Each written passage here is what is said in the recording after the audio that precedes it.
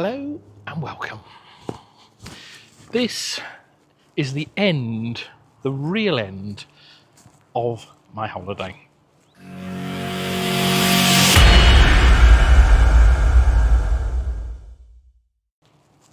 I'm at Coquelles at the Holiday Inn, where, well, it's my hotel, mine and Helen's hotel, our hotel.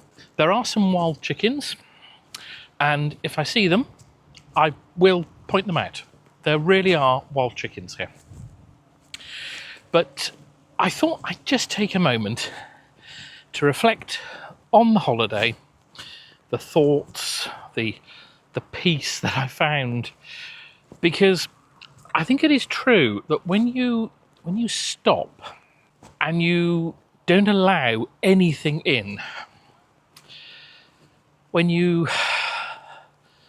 how can I put it, when you just stop the busyness and take a breath, when you do that, I mean, certainly for me, but I think for anyone can do this, but for me, I really started to think carefully about what's really important. I reflected on lots of things.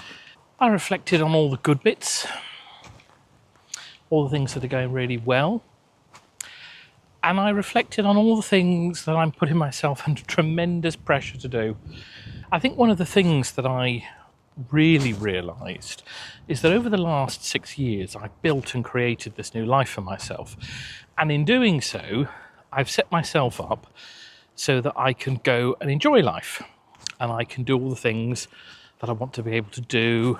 So I reflected on the good things, the things that are going well. The clinic that provides me with the income to go out and about and explore in Elvis and do things and have the freedom. And I reflected on the things that have made me not so happy. Having lost friends, having, sort of, there've been the bad points as well, and that is life, isn't it? Now, having thought very seriously over this last 12 days, I've really reaffirmed that for me, I'm doing the right thing. I'm living my life the way that I want to live it. You see, over the last 6 years, I've been building this life, haven't I? And if you look at some of my earlier videos, you'll see there's a bit of catharsis going on. We get further into that 6-year period, think about a new beginning, and all of that changed. Lots of things continuously was changing. And that makes me think about something else. It makes me think, well, how much more time have I got? And I know I've reflected on this before. That's what happens when you do so many funerals. But it isn't a bad thing. I remember reading a book once. It was by an abbot, actually. I do read other books as well. But a chap called Christopher Jamieson. Now, he did a series on the BBC about living a simple life, and he wrote a couple of really good books, actually. One was called Finding Sanctuary, and the other one was called Finding Happiness. And in these books, it's just about living this simple life. Now, Christopher Jamieson says, amongst other things, that a monk should have death before him daily. Now, that's quite a bit morbid, isn't it? But actually, I don't think it's a bad thing. You see, I think that if you think about your mortality, you then start to think, well, how much longer have I got left? And then, and here's the real powerful bit, what do I want to do with the time that I've got? What are the things that actually aren't going to matter in 50 years? Or 10 years? Or 5? What are the things that actually,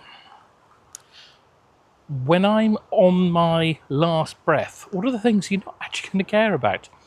And it's true what they say, I think anyway, that nobody ever sat on their deathbed and said, I wish I'd spent more time at the office. I don't think anybody, unless you're a real workaholic, and sometimes I am a workaholic, but I never think that. I don't know, I think it's a constant juxtaposition.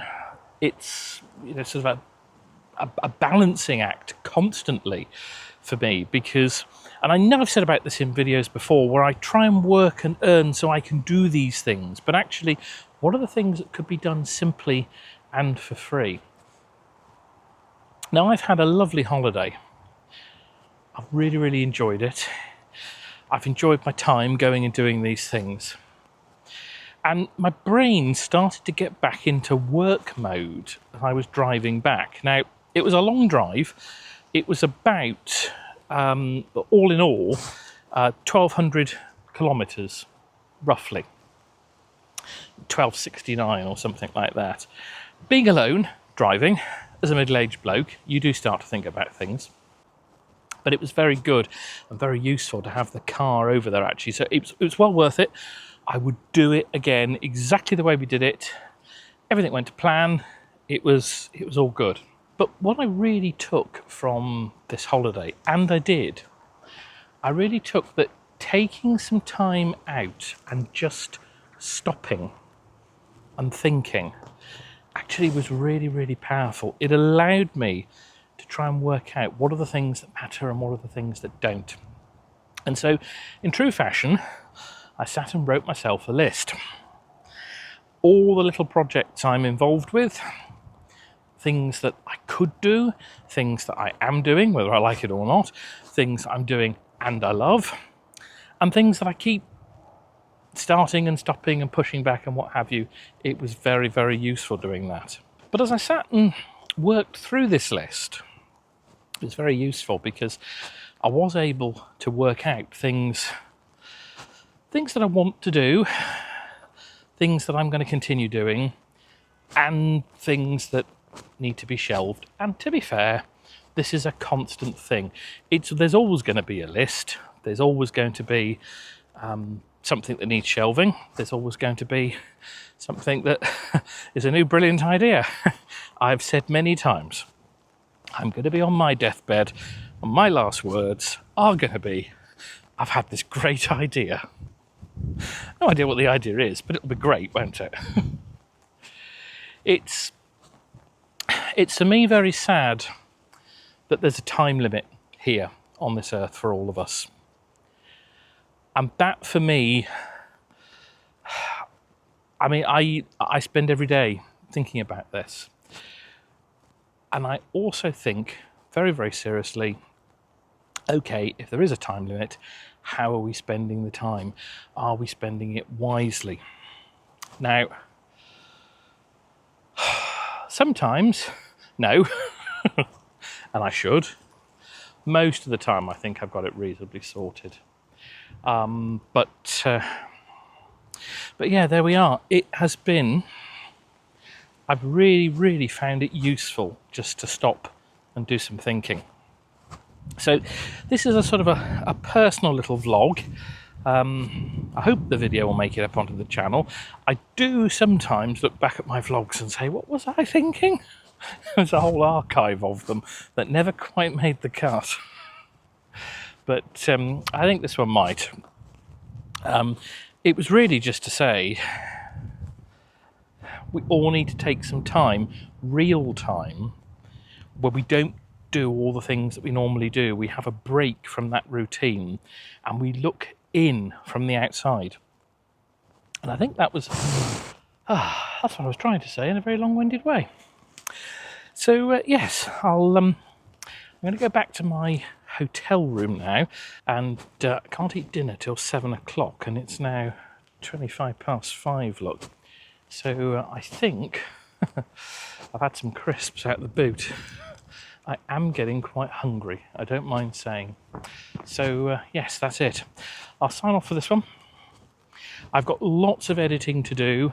I'm still going to do a little video montage of the trip.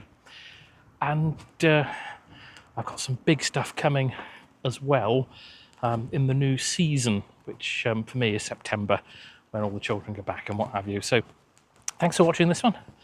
I'll see you on the next one. Bye for now.